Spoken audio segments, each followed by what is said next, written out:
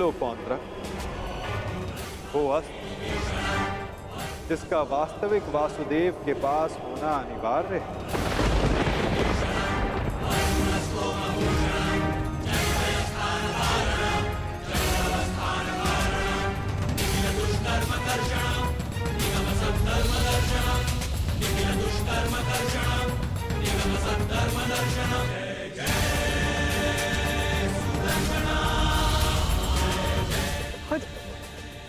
आओ,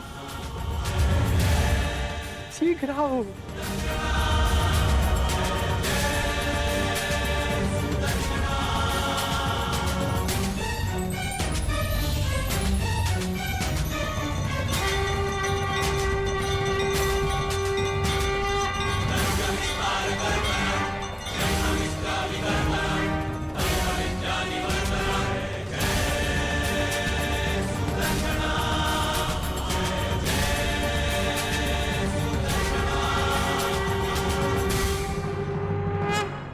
अंततः वो समय आ गया जिसकी मुझे बरसों से प्रतीक्षा थी।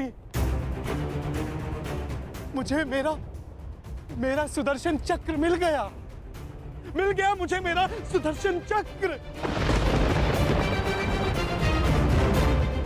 अब मुझे परास्त कोई नहीं कर सकता, क्योंकि मैं अब सर्वशक्तिशाली हूं। मैं वासुदेवा।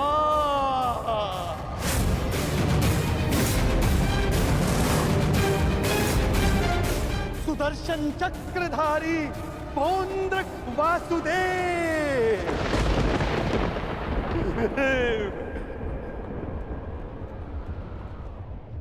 अब समझा मूर्ख सूत पुत्र कि वास्तविक वासुदेव कौन है?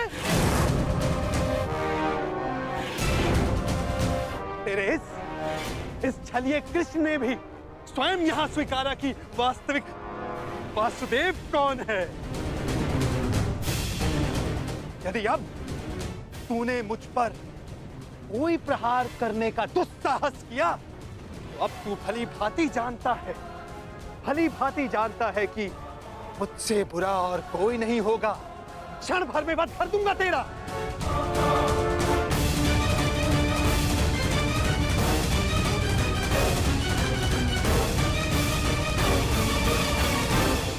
और तुम पांडु पुत्रों, अब तुम देख रहे हो ना कि सुदर्शन चक्र अब किसके हाथों में है? मेरे वास्तविक वासुदेव के हाथों में है ये सुदर्शन चक्र। अब तुम सब मेरी पूजा करो, क्योंकि मैं ही वास्तविक वासुदेव हूं।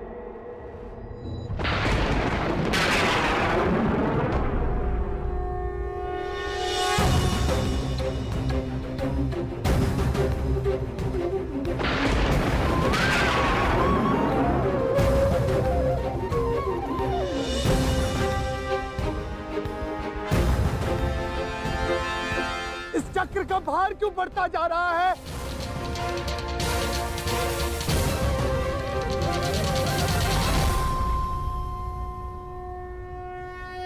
दुर्योधन, ये चक्र भारी होता जा रहा है।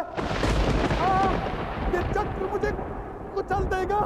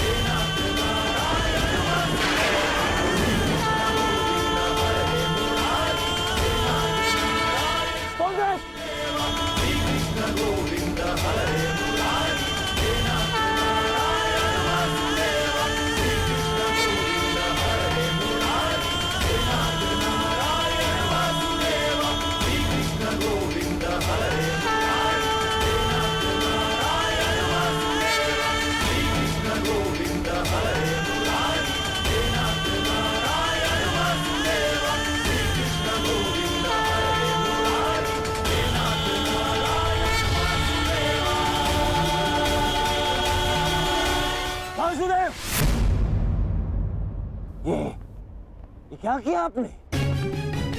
बंद कर दिया, छल किया, फिर से छल किया आपने।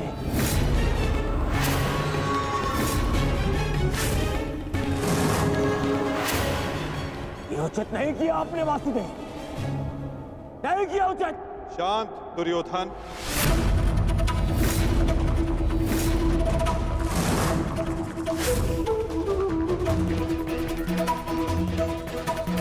इतना क्रोधित क्यों हो रहे हो गांधारी नंदन? मैंने तो तुम्हारे मित्र को वो दिया जो वो मुझसे मांग रहा था। अब वो उसका भार नहीं सह पाया, ये मेरा दोष नहीं। औंद्रक ने अपनी मृत्यु का आवाहन स्वयं किया था दुर्योधन, और इसके लिए तुम्हें आक्रोश में आने की कोई आवश्यकता नहीं। क्रोध नहीं आएगा, क्रोध आना आवश्यक है।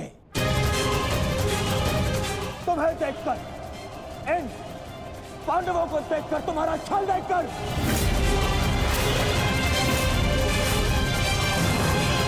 कैसा छल दुर्योधन? तुम्हारा मित्र पौंद्रक मेरा वेश धारण करता रहा, वो मेरी शक्ति, मुझे मिले सम्मान से आकर्षित हुआ। वो मेरे जैसा बनना चाहता था, परंतु वो ये नहीं समझ पाया कि शक्ति और सम्मान किसी का वेश धारण करने से, किसी का रूप धारण करने से नहीं मिलती। शक्ति और सम्मान मिलता है परिश्रम से, कर्मों से। यदि लौह को सुनहरे रंग से पोत दिया जाए तो उससे आभूषण नहीं बनते दुर्योधन। स्वर्ण बनने के लिए कड़ी अग्नि परीक्षा देनी होती है, कसौटी पर खरा उतरना पड़ता है दुर्योधन। और तुम्हारा मित्र सुदर्शन चक्र की कसौटी पर खरा नहीं उतर पाया, और अंततः उसने अपना नाश कर लिया। तुम्हारी हानि पर मुझे खेद है दुर्योधन, परंतु पौंद्रक के अंत पर नहीं, क्योंकि उसके कर्मों का फल ही यही है।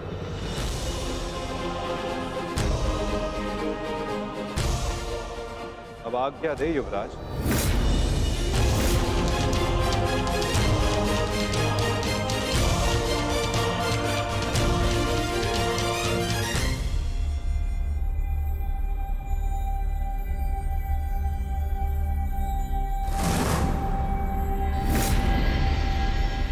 कल युद्ध के नियम निर्धारित किए जाएंगे गांधार राज। जब युद्ध क्रीड़ा में नियम निर्धारित किए जा रहे थे तब वहां मैं उपस्थित नहीं था, परंतु इस बार उत्सुक हूं ये जानने के लिए कि इस युद्ध में अपनी विजय के लिए आप क्या नियम बनाएंगे गांधार राज।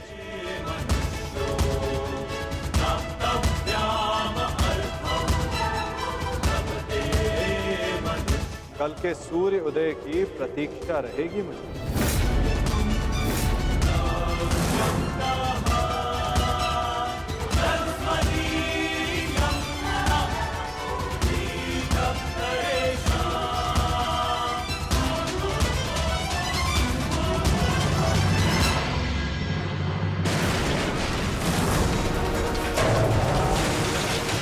क्या हो गया? ये क्या कर रहे हो तुम? हाँ, देखो देखो दुर्योधन, देखो। ना, नहीं दुर्योधन। मैं उस वासुदेव को नहीं छोड़ूंगा।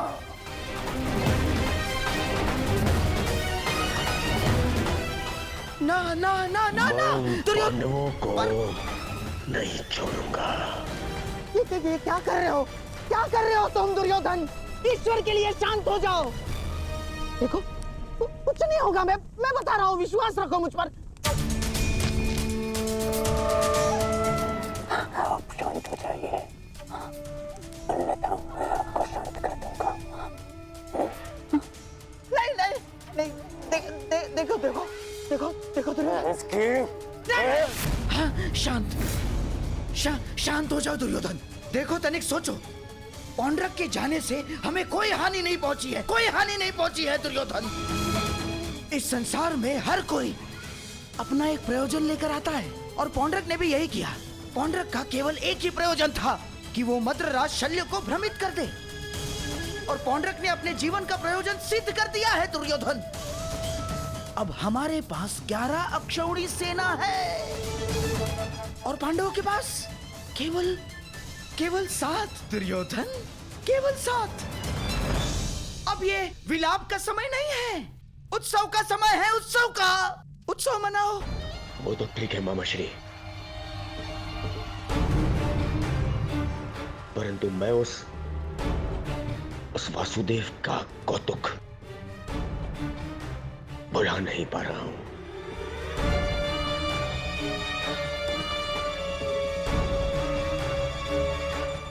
हाँ हाँ, देखो सब ठीक हो जाएगा दुर्योधन। हाँ? तुम बैठो बैठो बैठो।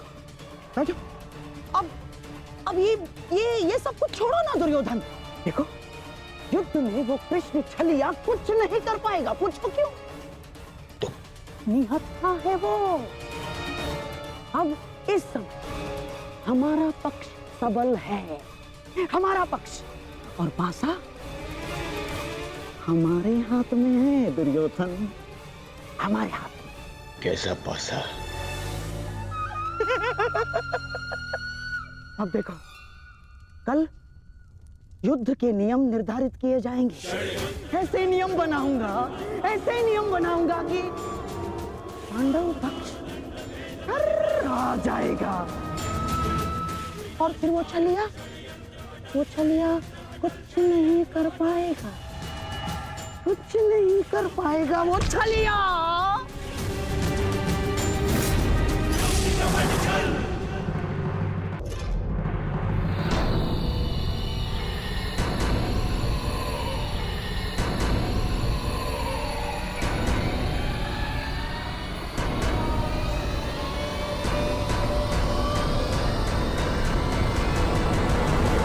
तो सभा में उपस्थित सभी महायोद्धाओं को शकुनी का प्रणिपात स्वीकार हो।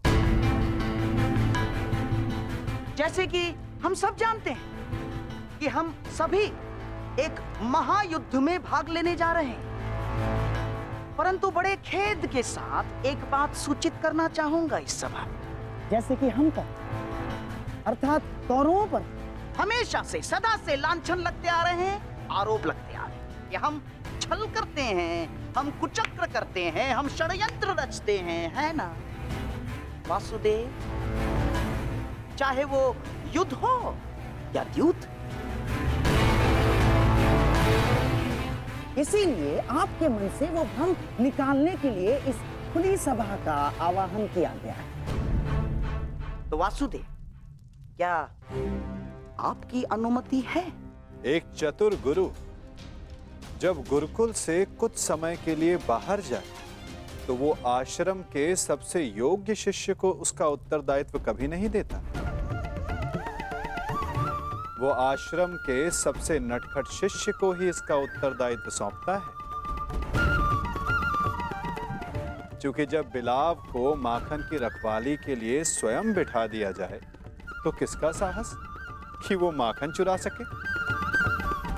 अर्थात आपको भी अनुमति अवश्य है गांधार राज।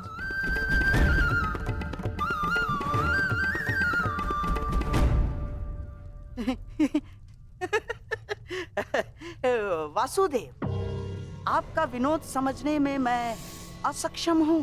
मेरे कहने का आशय मात्र केवल इतना है गांधार राज कि मैं आपके वचनों से सहमत हूं। यद्यपि युद्ध सीमा बढ़ाने या सीमा पर अतिक्रमण रोकने के लिए होता है, तो युद्ध के नियम और सीमा निश्चित कर लेना आवश्यक है। क्योंकि यही नियम, यही सीमाएं इस युद्ध को धर्म युद्ध बनाएगी। तो ये बात आप सरल मार्ग से भी बता सकते थे वासुदेव। यदि आपका भाषण समाप्त हो गया तो हम युद्ध के नियमों पर चर्चा करें। वैसे भी हमारे और आपके पक्ष की सेना के अंतर को देखते हुए ये युद्ध केवल औपचारिकता मात्र रह गया है।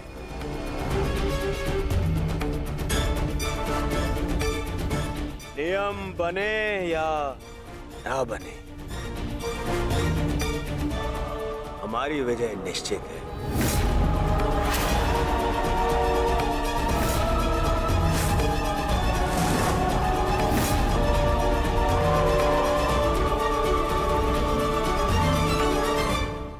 नियम बने या ना बने, हमारी विजय निश्चित है। इस आत्मविश्वास का कोई एक कारण तो बताओ।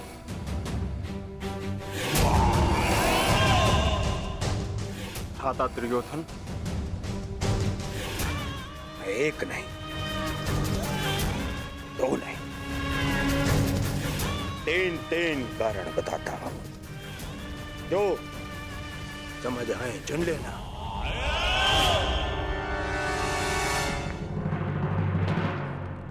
पहला कारण, पितामह भीष्म जिन्हें इच्छा मृत्यु का वरदान है।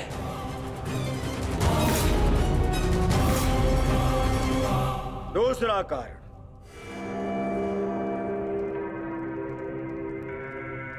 आचार्य द्रोण जिन्होंने तुम पांडवों को शस्त्र संधान की शिक्षा दी।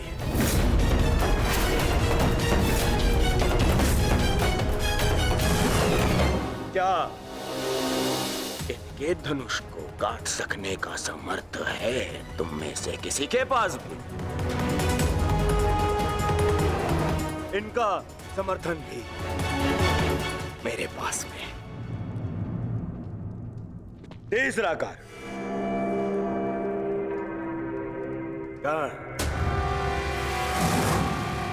ब्रह्मास्त्र, ब्रह्मांडास्त्र और ब्रह्मशिरास्त्र जैसे अस्त्रों से सज्जित है मेरा मित्र कर्ण, जिसका बाण तुम्हें विजय प्राप्त करने नहीं देगा और जिसका कवच मुझे पराजित नहीं होने देगा।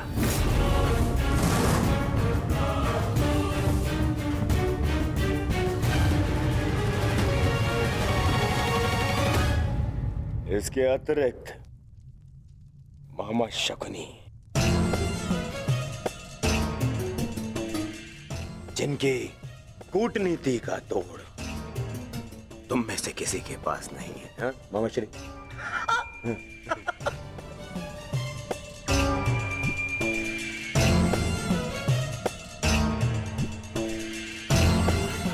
मद्रराज शैल्य, नारायणी सेना। अब अरे ये तो 3 से अधिक कारण हो गए, है ना अर्जुन? जिसके पास इतने सारे कारण हो उसे कौन पराजित कर सकता है?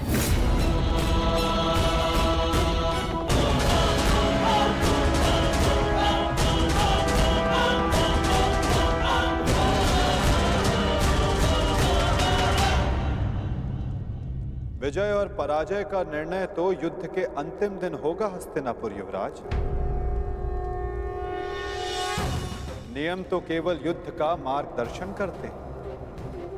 अंत में कौन कितनी सीमा में रहता है और किसे सीमा तोड़ने का दंड मिलेगा, ये तो समय ही बताएगा।